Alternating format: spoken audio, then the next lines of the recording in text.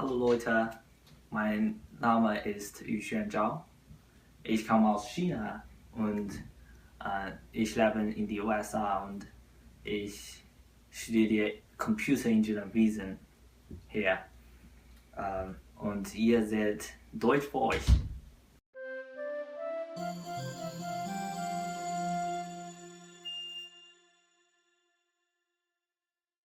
Hi.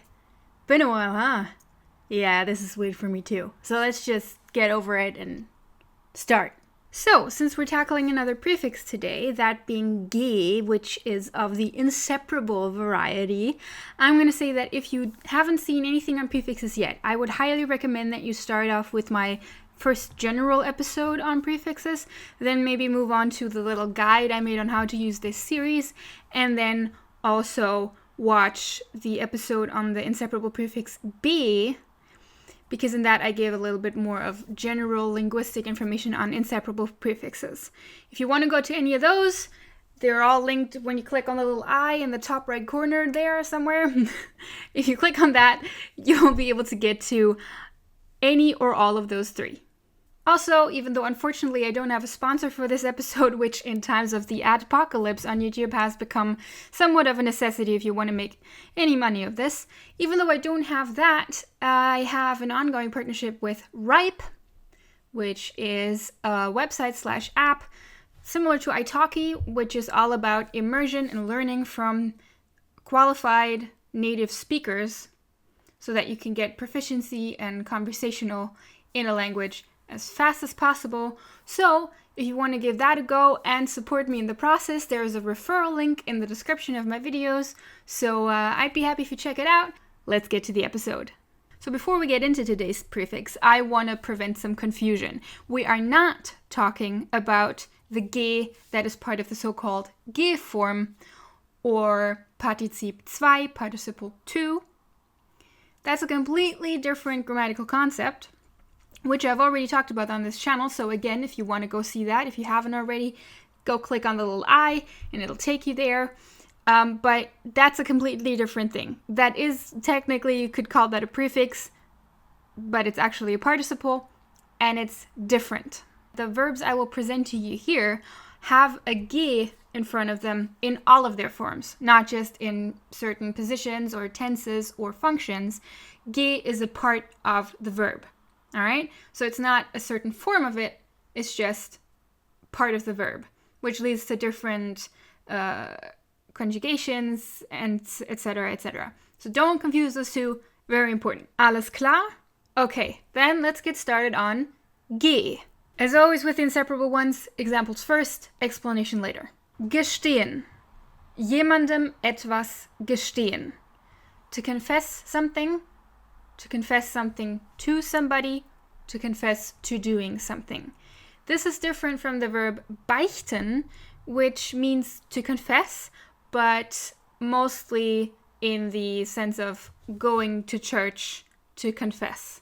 You can, of course, derive from that. You can use it in other contexts, but gestehen is more a general confession. So that means if, for example, you took the chocolate that your roommate had saved up and now you feel really bad about it, then you go to them and you gestehen your crime. So as I'm sitting here editing this, I just noticed a much bigger difference between these two, which is that you gestehen something for which there is already a suspicion. So that means, for example, there was a crime and people are looking for a suspect, and then the perp comes to the station and gestehen.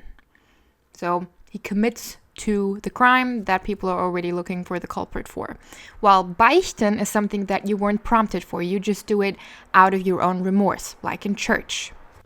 So that means in the example I chose earlier, for example, let's say you ate your roommate's treat and they noticed, and now of course somebody must have done it.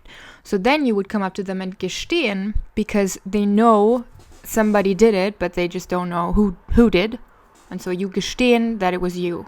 While as if they come home and they don't have any clue that something was stolen/eaten yet, then you would come forward and beichten out of your own guilty conscience or remorse. So that's the general big difference between these two. There are exceptions. For example, there might have been a murder and the police might not have found out about it yet.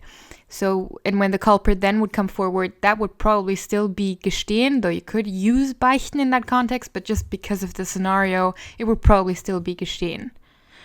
But generally, that's the big difference between the two. Jemandem gehören, to belong to somebody. Dieses Buch gehört mir. This book belongs to me. Jemanden oder etwas gebären, to give birth to something or somebody. Or the other way around, whatever. Gedulden, sich gedulden, to be patient. So, if you remember reflexive verbs, little I, this is one of the ones that always is reflexive. There is no gedulden. There's just sich gedulden, to be patient. And the connected noun would be die Geduld, patience. Die Geduld. Gefährden, jemanden oder etwas gefährden. To put something at risk, to endanger something. Du gefährdest die gesamte Mission. You're putting the entire mission at jeopardy. This is also related to a common noun that a lot of you probably already know, die Gefahr, danger. Die Gefahr. Gefallen. Jemandem gefallen. To be pleasant to somebody, to be liked by somebody.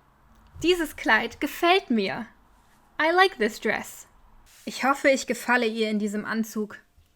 I hope she likes me in this suit. Also, Facebook, if you press the like button, you will press gefällt mir. Also, a noun, der Gefallen, means the favor. To do somebody a favor, jemandem einen Gefallen tun. Geraten. Adjective, geraten. To come out a certain way. To come out, adjective. Der Kuchen gerät immer gut. This cake always turns out great. Oops. Etwas schief geraten. Oops, that turned out a little off. And closely connected to it, we have gelingen, which also means the same thing. Jemandem gelingen means to turn out well through somebody's effort. So that means if you don't put a negative qualifier in front of it, which is pretty rare, this always has a positive connotation. While geraten is combined with whatever adjective is appropriate for the circumstance, gelingen already implies that something came out good in some way. Na, ob mir das wohl gelingt?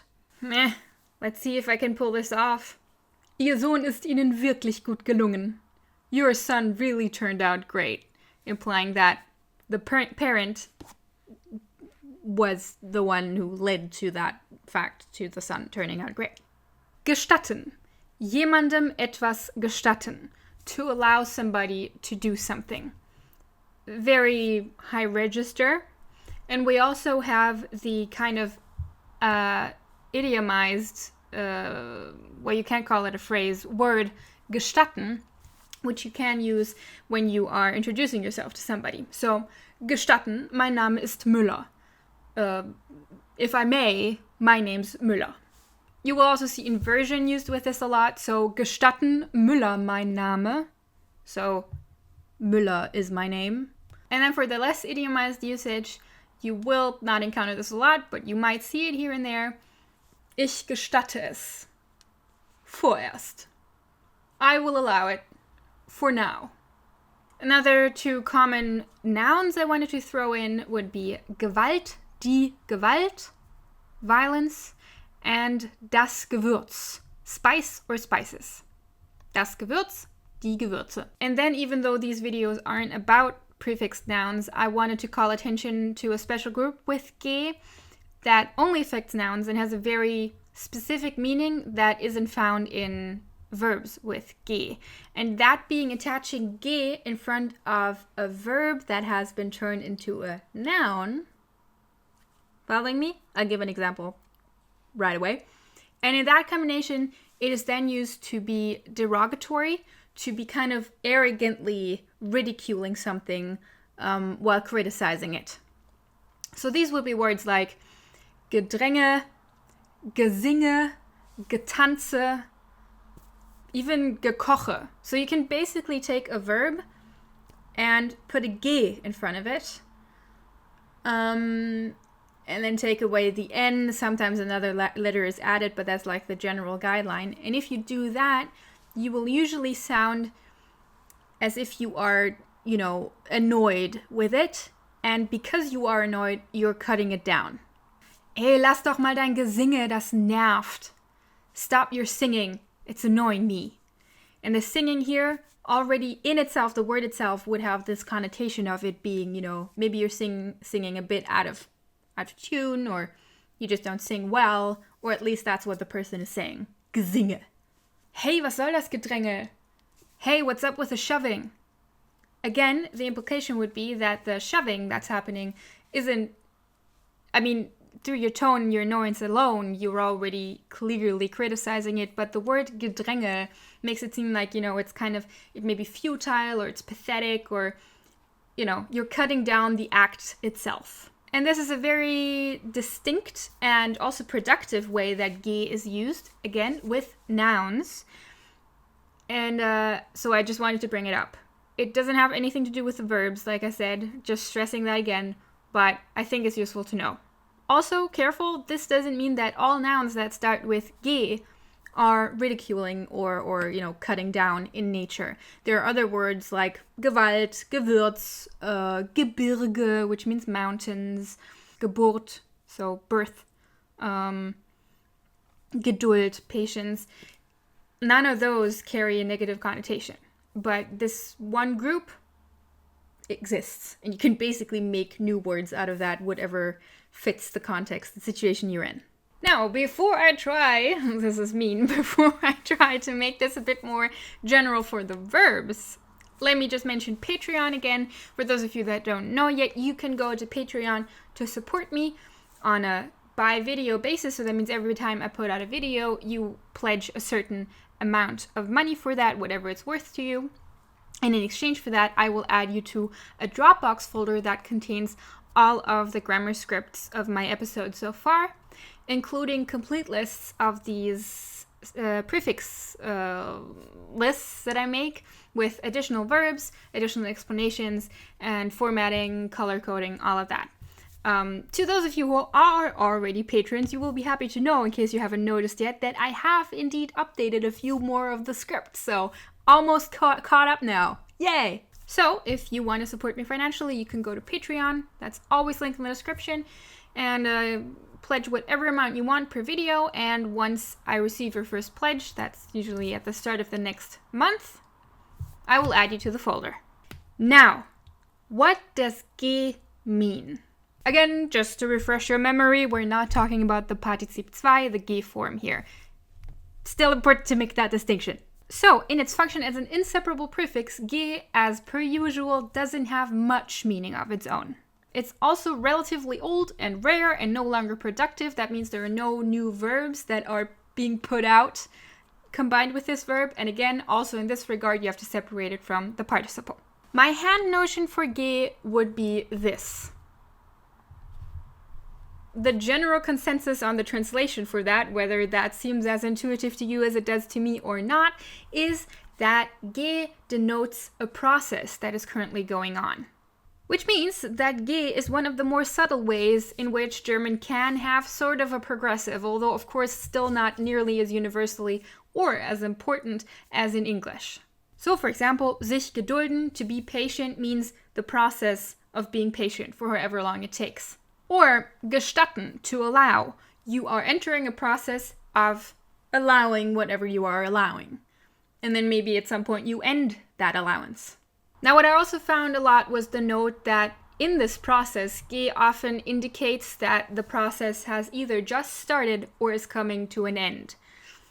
While that is true for some words, for example, gelingen, to come out well, that implies an end to the process, right? But I can't find this to be really like that overarching, and I'm not sure it helps a lot because it's more of a revelation to people who already know the language, which I'm sure there are plenty of you watching as well. But to learn, I don't think that's the more important factor. But you might find it more useful than I do. Also, like I hinted at above, G is used a lot more with nouns and adjectives, but we're not discussing those because these episodes would get way too long, so that's something we can save for the future. And with that, we're coming to an end for this episode. Once again, make sure you check out the affiliate link for RYPE in the description to learn about a new immersion resource and help me out a little in the process. Same goes for Patreon. You're getting scripts from me in return for that, but mostly you're helping out the show, helping me going and giving me a bigger incentive to keep going. And besides that, my social media links. Give the Reddit some love, it's still very small. Follow me on Twitter. That's the best way to get in touch with me still. And also, for those of you interested in gaming, check out my gaming channel. That's also linked in the description right now. Alright, and finally, our random word of the week, I haven't forgotten about it, is wechselwarm. Literally, it's changing warm, and in English there's only a very technical term for it, which is hematocryal. Hematocryal? It's the thing that reptiles do with their body temperature. You know, sometimes they're hot, sometimes they're cold. And it's also what the weather is like in Germany right now. So I found that appropriate. Wechselwarm. And with that, that's finally it for today. Happy to see you guys again. Or, well, you know what I mean. And I'll see you next time. Bis dann. Tschüss.